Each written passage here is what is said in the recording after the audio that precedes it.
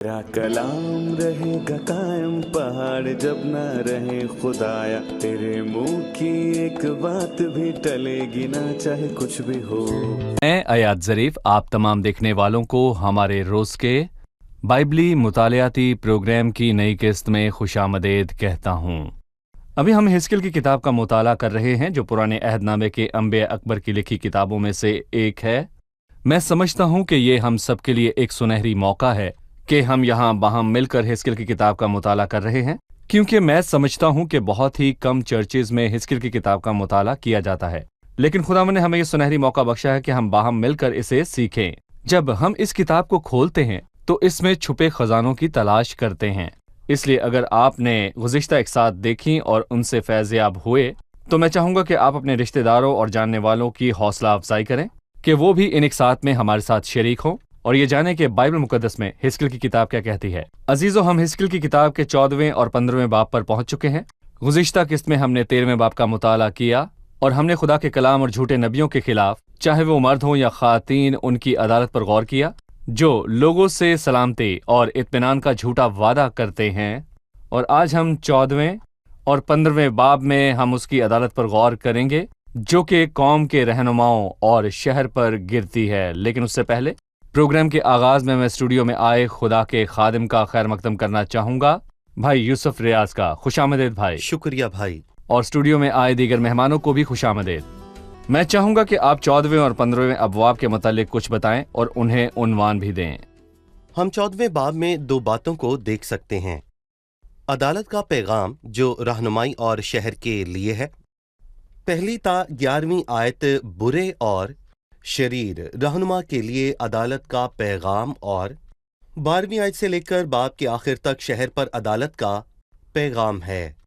उन्होंने एक मर्तबा कहा, ये शहर एक चक्की है और हम गोश्त, जो ना तो चक्की में अच्छे ना ही गोश्त में, जो कि यरूशलेम है, खो जाएगी, और गोश्त जो कि कौम है बिखर जाएगी। सो लोगों पर और शहर पर अदालत होगी।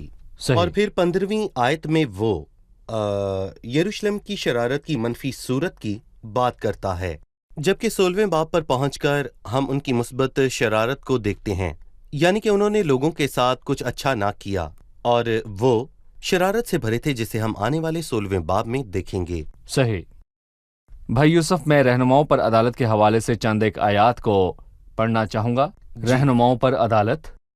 फिर इसराइल के बुजुर्गों में से चंद आदमी मेरे पास आए और मेरे सामने बैठ गए।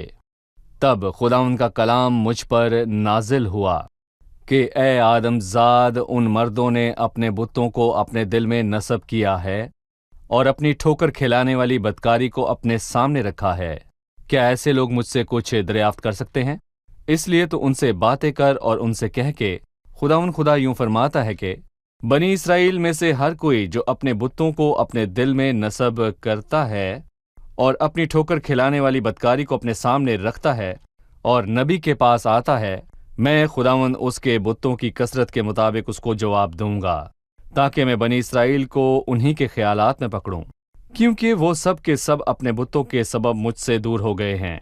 इसलिए तो बनी इसराइल से कह के खुदावंद खुदा यूं फरमाता है कि तौबा करो और अपने बुतों से बाज आओ और अपने बुतों से बाज आओ और अपनी तमाम मकरूहात से मुंह मोड़ो, क्योंकि हर एक जो बनी इसराइल में से या उन बेगानों में से जो बनी इसराइल में रहते हैं मुझसे जुदा हो जाता है और अपने दिल में अपने बुत को नस्ब करता है और अपनी ठोकर खिलाने वाली बदकारी को अपने सामने रखता है और नबी के पास आता है और उसकी मार्फत मुझसे दरियाफ्त करे, उसको मैं खुदावंद आप ही जवाब दूंगा और मेरा चेहरा उसके खिलाफ होगा और मैं उसको बाइस हैरत और अनगश्त नुमा और ज़रबुल मसल बनाऊंगा और अपने लोगों में से काट डालूंगा और तुम जानोगे कि मैं खुदावंद हूँ।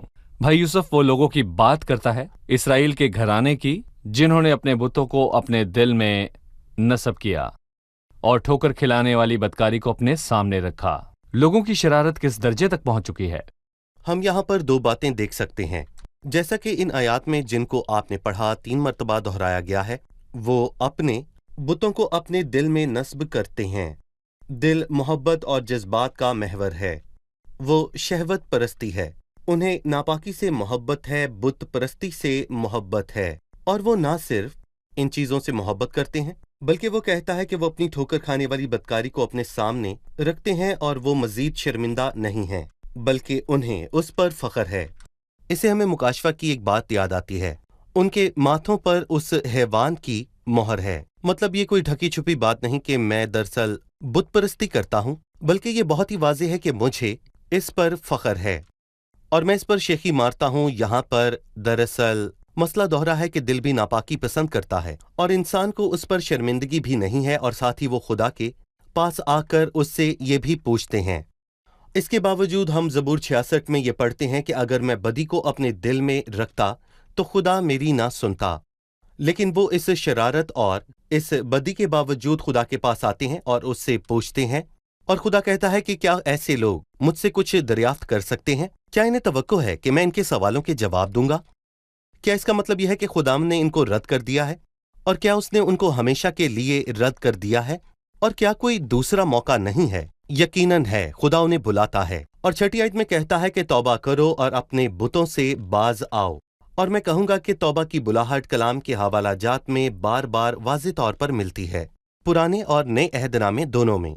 गोया खुदाम कहता है, मैं जानता हूं कि तुम गुनाह में गिर सकते हो और इसके बावजूद मैं अपनी रहमत के दरवाजे तौबा की शर्त पर खोलता हूँ। शरीर अपनी राह को तर्क करे और बद किरदार अपने ख्यालों को, और हमारे खुदा की तरफ फेरें क्योंकि वो कसरत से माफ करेगा।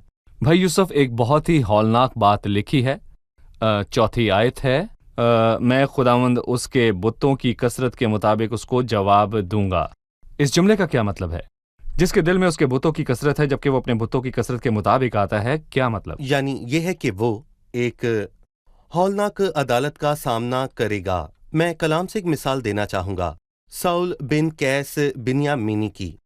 उसने अपनी बादशाही के आगाज में कुछ अच्छे काम किए और आखिरी अयाम में वो खुदा से अलग हो गया और अपने बुतों को अपने दिल में अपने सामने रखा। उसने क्या किया? उसने तमाम अफसू नगरों को मुल्क से निकाल दिया। लेकिन अफसोस के बाद उसने वैसा ही किया जैसा इमसाल में लिखा है कि कुत्ता अपनी कह की तरफ फिर से लौटता है। वो फाल निकालने वालों और अफसू नगरों के पास फिर से लौटा, यहाँ तक कि जब वो भेस बदल कर उस औरत के पास गया और उसने सैमुअल को ऊपर बुलाने का मुतालबा किया, तो उसने जवाब दिया, क्या तू नहीं जानता कि साउल ने क्या कहा है? क्योंकि वो नहीं जानती थी कि वो साउल ही था जिसने भेस बदल रखा था। क्या तू नहीं जानता कि साउल ने सब अफसू नगरों को, जादूगरों को मुल्क से निकाल दिया है? फिर तू क्यों मेरी जिंदगी के लिए जाल बिछवा रहा है कि मुझे मार डाले? सो उसने खुदा के नाम की कसम खाई, जो कि सच में बहुत बुरी बात है। फिर क्या हुआ? खुदावन ने उसको जवाब देने के वक्त सैमुअल को भेज दिया और लिखा है, मैं उसको जरबुल मिसल बनाऊंगा और उसको काट डालूंगा। खुदावन ने सैमुअल के वसीले साउल पर अदालत का ऐलान किया कि कल तू और तेरे बेटे मेरे हाथ होंगे। और साउल उसी रोज मारा गया जब फिलिस्तियों ने उसको मारा और उसके साथ बदसलूकी की। इससे हमें एक मिसाल मिलती है इस अफसोसनाक बात से जो हम यहाँ पर देखते हैं बादशाही के आखिर में। इसलिए इस हिस्से से जो पैगाम हमें मिलता है वो तौबा का पैगाम है। तौबा का पैगाम, तौबा करो और अपने बुतों से बाज आओ और अपनी तमाम मकरूहात से मुंह मोड़ो। हमें 9वीं आयत पर गौर करने की ज़रूरत है। मैं चाहूँगा कि आप इसके मुतालिक हमें बताएं।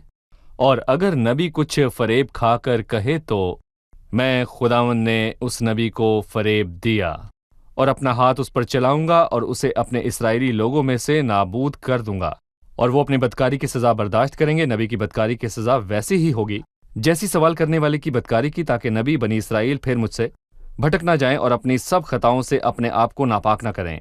बल्कि खुदा फरमाता है कि वो मेरे लोग हों और मैं उनका खुदा हूं। इससे क्या मुराद है कि अगर नबी कुछ फरेब खाकर कहे तो खुदावंद ही है जो उसे फरेब देने वाला है? इसका क्या मतलब है? मैं यहाँ पर अंधेपन की सजा का अक्स देख रहा हूँ। हम बाइबल के कुछ हिस्सों में कुछ ऐसी बातें देखते हैं जो लोगों को उलझा देती हैं। मसलन जब वो ये कहता है कि खुदावन ने फिरौन के दिल को सख्त कर दिया। सवाल ये उठता है कि क्या खुदावन ने फिरौन के दिल को इसलिए सख्त किया ताकि उसको सजा दे सके? क्या ये मौकूल है? जब हम खरूज की किताब पढ़ते हैं तो हमें पता चलता है कि इससे पहले कि खुदा फिरौन के दिल को सख्त करता, फिरौन ने खुद अपने दिल को सख्त से सख्त किया जी। और जब इंसान अपने दिल को बार बार सख्त करता है तो इससे खुदावंद को मौका मिलता है कि वो उसके दिल को सख्त करे। और हम یہی بات زبور 81 میں بھی دیکھ سکتے ہیں، جو کہ دراصل خدا کے اپنے لوگوں کے ساتھ معاملات کے حوالے سے ہے، اور وہ 11ویں آیت میں کہتا ہے کہ پر میرے لوگوں نے میری بات نہ سنی اور اسرائیل مجھ سے رضامند نہ ہوا، اور نتیجہ یہ نکلا کہ پس میں نے ان کے دل کو ہٹ پر چھوڑ دیا تاکہ وہ اپنے ہی مشوروں پر چلیں۔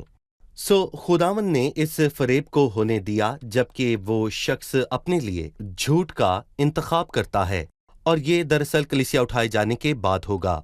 یہ بت پرستی کی روح ہے جس کے متعلق ہم نے پڑھا اور اس کا عکس ساؤل میں بھی دیکھا۔ ایک بار پھر سے کلیسیا کے اٹھائے جانے کے بعد آئے گی، اور یہی بات مسیح نے متی 12 میں کہی۔ جب ناپاک روح آدمی میں سے نکلتی ہے تو سوکھے مقاموں میں آرام ڈھونڈتی پھرتی ہے پر نہیں پاتی، لیکن جب وہ نہیں پاتی تو اپنے پہلے مکان میں لوٹ آتی اسے جھڑا ہے، ہوا اور یعنی آراستہ صاف اور پاتی ہے۔ آراستہ، پھر جا کر 7 روحیں اپنے ساتھ بری ہمراہ لے آتی ہے، اور وہ داخل ہو کر وہاں بستی ہے، اور اس آدمی کا پچھلا حال پہلے سے بھی بدتر ہو جاتا ہے۔ گویا خداوند یہ کہنا چاہتا ہے کہ ان لوگوں کی بت پرستی کا انجام آغاز سے بھی بدتر ہوگا، اور میں کہنا چاہوں گا کہ یہ دوسرے تھسلنیکیوں کے 2 باب اور مکاشفہ کے 13ویں باب میں لکھا ہے کہ وہ بت پرستی اور غیر معبودوں کی طرف پھر لوٹیں گے۔ دوسرے تھسلنیکیوں کے 2 باب میں کہا گیا ہے کہ اسی سبب سے خدا ان کے پاس گمراہ کرنے والی تاثیر بھیجے گا، صحیح۔ اور جتنے لوگ حق کا یقین نہیں کرتے بلکہ ناراستی کو پسند کرتے ہیں وہ سب سزا پائیں گے۔ جہاں تک میں آپ کی بات کو سمجھا ہوں، فریب سے مراد ہے کہ اگر نبی کچھ فریب کھا کر کہے تو میں خداوند نے اس نبی کو فریب دیا۔ یہ فریب ایک سزا ہے، سزا، کیونکہ نبی خدا کے پاس نہ گیا تاکہ اس کی راہوں کو جانے، بلکہ بالکل۔ غالباً اس نے اپنے ذہن سے باتوں کو جواب دینا شروع کیا، 1 بار 2 بار 4 بار، اور وہ خداوند کے پاس نہ گیا، لہٰذا خداوند نے اسے سزا کے طور پر فریب دیا۔ یہ اندھے پن دل کی سزا کی سختی کی مانند ہے، جیسا کہ آپ نے فرعون کی کہانی میں بتایا۔ آپ کی بات کی تصدیق کرنے کے لیے اگر ہم اخیاب کی کہانی پر غور کریں، جب یہوشفت اور وہ جنگ کرنا چاہتے تھے اور انہوں نے خداوند سے پوچھا، بلکہ جھوٹے نبیوں سے پوچھا، اور خداوند نے ہمیں آسمانی منظر دکھایا، اور خداوند نے فرمایا کون اخیاب کو بہکائے گا، اور ایک بری روح نے ایک بات کہی اور پھر دوسری نے کہی، اور پھر ایک بری روح آئی اور کہنے لگی کہ اسے میں بہکاؤں گی۔ اس نے کہا کہ میں جا کر اس کے سب نبیوں کے منہ میں جھوٹ بولنے والی روح بن جاؤں گی۔ خداوند نے کہا تو اسے بہکائے گی اور غالب بھی ہوگی، اور اسی لیے چونکہ اخیاب نے خداوند سے دریافت نہ کیا، اسی لیے خداوند نے اس کے آگے جھوٹے نبی کو بھیجا جس نے کہا تو غالب آئے گا، تو جیتے گا اور فتح مند لوٹے گا اور جلالی تاج لیکن پہنے اگر گا۔ وہ خداوند سے پوچھتا، خداوند اسے اپنی دراصل سوچ خداوند بتاتا۔ اس کو خبردار کرتا ہے۔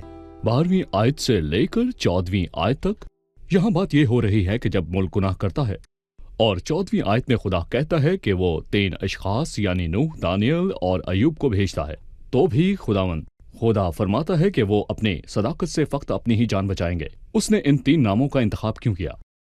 بھائی یہ دوسرا جی۔ حصہ ہے جو شہر پر ہونے والی عدالت کے متعلق، اور اس سے پہلے کے حصے میں وہ رہنماؤں پر ہونے والی عدالت کی بات کرتا ہے۔ آپ کیا جی، کہیں میں گے؟ اس سوال کو درست کرنا چاہوں گا۔ یہ 3 مرتبہ شہر میں موجود بھیجے نہ تھے۔ گئے بلکہ وہ موجود تھے۔ جی ہم یرمیہ کی کتاب کے 5ویں باب پر چلتے ہیں۔ جی یرمیہ 5 میں وہ کہتا ہے، اب یروشلم کے کوچوں میں ادھر ادھر گشت کرو اور دیکھو اور دریافت کرو اور اس کے کوچوں میں ڈھونڈو، اگر کوئی آدمی وہاں ملے جو انصاف کرنے والا اور سچائی کا طالب ہو تو میں اسے معاف کروں گا۔ اس کا مطلب ہے کہ یرمیہ کے دنوں میں ایک ہی ایماندار شخص یروشلم میں مل جاتا تو خدا شہر کو معاف کر دیتا، صحیح۔ لیکن حالات بدتر ہوتے گئے، اس لیے وہ کہتا ہے وہ ایک نہیں بلکہ 3 کا طالب ہے، اور صرف 3 نہیں بلکہ بہترین 3 یعنی روح، دانیل اور ایوب، اور اگر یہ 3 مل جاتے تو کیا شہر کو نہ بچاتے بلکہ مشکل سے اپنی ہی جان راست بازی سے بچاتے۔ خداوند انہیں ہلاک نہ کرتا کیونکہ وہ دیندار تھے، لیکن وہ کسی اور کو بچانے کے لائق نہ ہوتے۔ اور میں ان تینوں کی زندگی سے یہ سبق سیکھتا ہوں کہ وہ تینوں مشکل حالات میں رہے اور جی، وہ ٹھیک ہے۔ تینوں کٹھن حالات میں رہے۔ ذرا نوح کے متعلق سوچیں، جس کے دور میں ساری زمین بد کرداری سے بھر گئی اور دنیا اس حد تک بگڑ گئی کہ خدا نے کہا میں انسان کو ہلاک کر دوں گا۔ اور اس سے یہ ثابت ہوتا ہے کہ ایک دیندار اور خدا پرست انسان کے پاس مشکل سے مشکل حالات میں بہانہ نہیں۔ یہ نہ کہیں کہ آپ کے دن مشکل ہیں، کیونکہ نوح کے دن زیادہ مشکل تھے، لیکن وہ راست بازی میں قائم رہا، اور ایوب کے دن بہت مشکل تھے۔ اور یہاں پر میں یہ کہوں گا کہ، اور کہنے سے پہلے معذرت کرتا ہوں کہ ایسے میں انسان بے ایمان اور کافر ہو جاتا ہے۔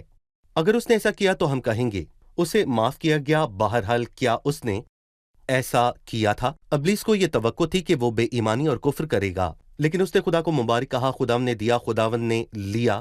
خداوند کا نام مبارک ہو۔ اور ایوب ہم سے یہ کہتا ہے کہ تم بھی دینداری صحیح۔ میں قائم رہ سکتے ہو، اور حزقیل دانیل کے ہم عمر تھا۔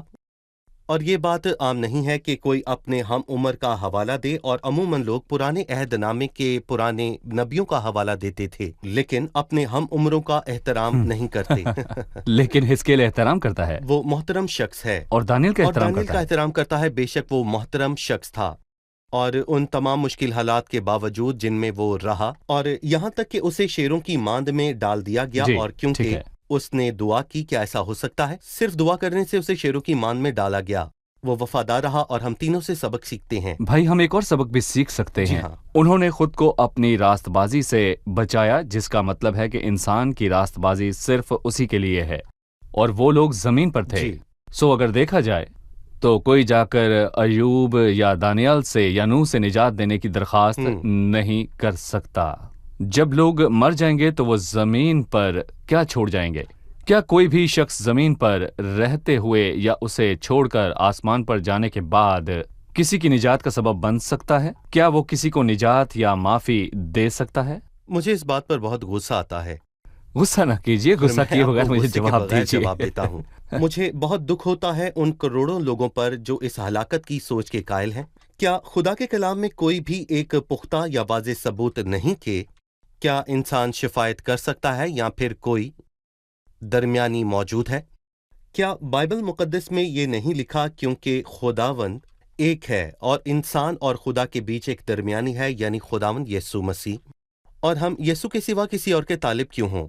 اور یرمیہ کی بات ہم لوگوں پر کیوں صادق آتی ہے کہ میرے لوگوں نے دو برائیاں کیں، انہوں نے مجھ آب حیات کے چشمے کو ترک کر دیا اور اپنے لیے حوض کھودا، شکستہ حوض جن میں پانی نہیں ٹھہر سکتا۔ اور ہم کہاں دیکھتے ہیں کہ ایک مردہ شخص دوسرے کی شفاعت کے لیے دعا جی، کرتا ہے؟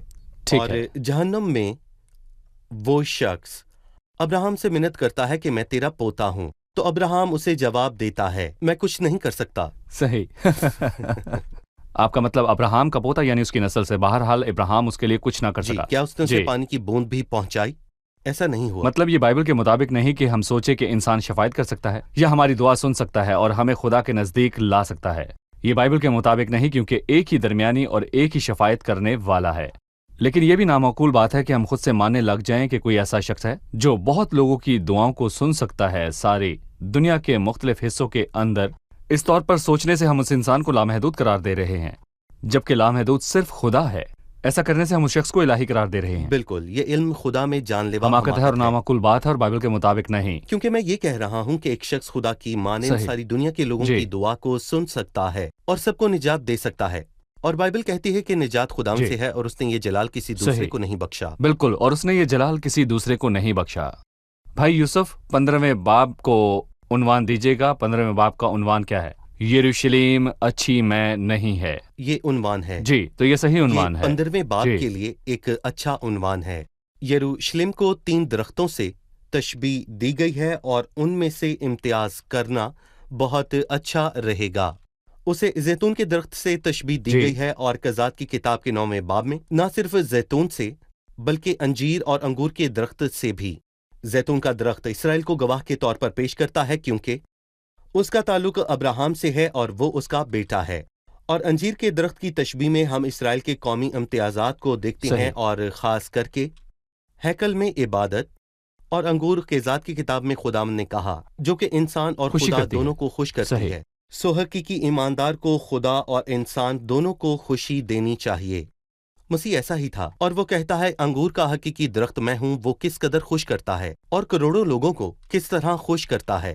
لیکن میں کہوں گا کہ افسوس کہ اسرائیل ناکام رہا۔ ناکام رہا۔ جنگلی انگور اگے، اور پھر اس نے ایک اہم بات کی، چونکہ انگوروں کے درخت سے میں نہ ملی تو کیا وہ کسی کام کا ہے؟ بالکل نہیں۔ پر میں کہوں گا کہ ایسے درخت بھی ہیں جو پھل نہ لائیں تو ہم ان کو کاٹ کر لکڑیاں استعمال کر سکتے ہیں۔ بہت سی چیزیں بن سکتی ہیں، لیکن انگور کا درخت کیا کرے گا اگر اسے میں ہی نہ حاصل ہو؟ وہ کسی کام کا نہیں، اسے آگ میں جھونکا جائے گا، اور اسرائیل کی قوم کے ساتھ بھی ایسا ہی ہوگا۔ اس نے جنگلی انگور اگائے اور اس سے خدا کو کچھ نہ مل سکا، لیکن اسرائیل لہلہاتی تاک ہے جس میں پھل لگا۔ اس لیے وہ کسی کام جی۔ کا نہیں سوائے جلائے جانے کے، کوئی مستقبل نہیں سوائے آگ میں جھونکے جانے کے۔ آپ نے بتایا کہ اسرائیل کو 3 درختوں سے تشبیہ دی گئی ہے، انجیر، زیتون اور انگور کا درخت۔ صحیح۔ تاک میں اچھے انگور نہ لگے جن سے خدا اور انسان خوش ہوں، بلکہ جنگلی انگور لگے۔ لیکن مسیح انگور کا حقیقی درخت ہے جس نے اپنی پاک زندگی سے خدا کو خوش کیا اور صلیبی کام سے انسان اور کروڑوں جانوں کو زمین سے خوشی دیتا آیا ہے، یعنی جو اس کو جانتے ہیں۔ اور انگور کے درخت سے اور کچھ نہیں حاصل جی۔ ہوتا سوائے انگور کے۔ صحیح۔ اگر وہ انگور اگاتا ہے تو وہ پھلدار ہوتا یا نہیں ہوتا؟ پھلدار ہوتا ہے یا نہیں، اگر اس میں کوئی پھل نہیں تو وہ بیکار کیونکہ ہے، اس کی لکڑی آگ میں جلانے کے سوا کسی بے کام شک وہ نہیں بیکار آتی۔ ہے۔ صحیح۔ آئیے مہمانوں سے ان کا سوال جانیں۔ 7ویں آیت میں لکھا ہے، اور میرا چہرہ ان کے خلاف ہوگا، وہ آگ سے نکل کر بھاگیں گے پر آگ ان کو بھسم کرے گی، اور جب میرا چہرہ ان کے خلاف ہوگا تو تم جانو گے کہ خدا ان میں ہوں۔ جب وہ آگ سے نکل آئیں گے تو کیا تب بھی آگ انہیں بھسم کرنے والی ہوگی؟ ٹھیک ہے، مطلب 15ویں باب کی 7ویں آیت میں یروشلم کی اچھی میں نہ ہونے کی بات ہوئی، اس پر آپ کیا کہیں گے بھائی یوسف؟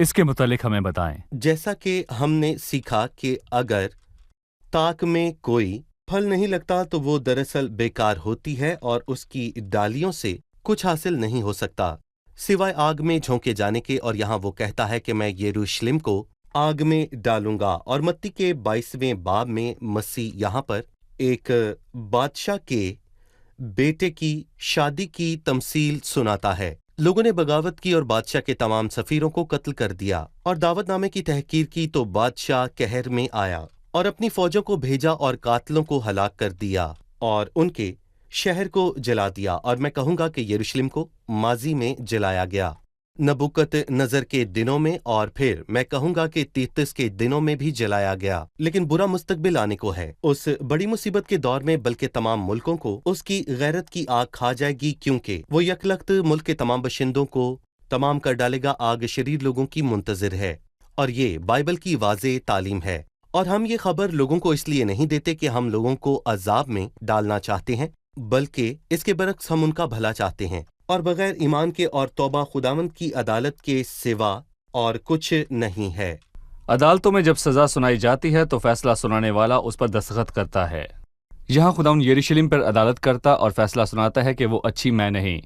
8ویں آیت میں باب کے آخر میں ہے کہ خداوند فرماتا ہے جبکہ خداوند بات کر چکا ہے، اس نے اس پر مہر ثابت کی اور دستخط کیا۔ کیا کسی کے لیے اس کی بات کو بدلنا ممکن ہے؟ کبھی نہیں۔ ٹھیک ہے، شکریہ بھائی یوسف۔ ہم پروگرام کے اختتام پر ہیں، اب ہم مہمانوں سے ان کی رائے جانیں گے۔ تیار ہیں؟ 14ویں باب میں ہم نے جانا کہ رہنماؤں پر عدالت ہوتی ہے اور شہر پر عدالت ہوتی ہے، یعنی یروشلم پر۔ قوم پر عدالت اور رہنماؤں پر عدالت کی کیا وجوہات ہیں؟ ہم نے جانا کہ انہوں نے اپنے دل میں اپنے بتوں کو نصب کیا، اور دل ہی تمام جذبات کا محور ہے۔ انہوں نے گناہ سے محبت رکھی، اور انہوں نے اپنی ٹھوکر کھلانے والی بد کرداری کو اپنے سامنے رکھا، جس کا مطلب ہے کہ وہ اپنے گناہوں پر شرمندہ نہ تھے بلکہ وہ اس پر فخر۔ بھائی بالکل یوسف کیا کہیں گے صحیح۔ آپ؟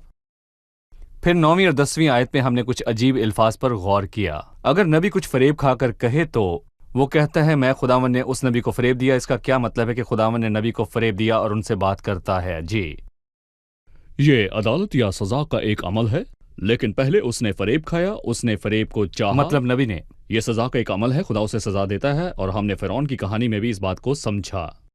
فرعون نے دل کو سخت کیا، مطلب خداوند نے اس کے دل کو سخت کیا۔